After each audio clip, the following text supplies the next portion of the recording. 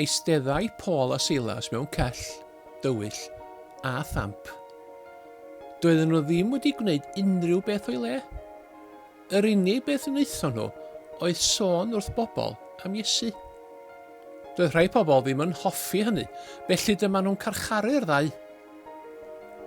Rhoddwyd Paul a Silas mewn cadwynau, ond buon nhw'n gweddio ac yn canu i Dduw drwy'r nos. Yn sydyn, dechreuodd y gell ysgwyd, a gorodd drysau'r carchar led y pen. Cwympodd cadwynau Paul a Silas i ffwrdd a chadwynau'r carcharorion eraill hefyd. Deffro ceidwad y carchar yn sydyn a gweld beth oedd wedi digwydd. Roedd yn ofnus iawn. Gwelodd Paul a Silas hyn. Paid â phoeni, medden nhw. Mae'r holl garcharorion yn dal yma. Sylweddolodd ceidwad y carchar fod Paul a Silas yn bobl dda. Roedd yn gwybod eu bod wedi cael ei gollwng yn rhydd oherwydd ei bod yn ffrindiau gyda Iesu. Gofynnodd i Paul a Silas sôn wrth ei deulu am gariad Duw.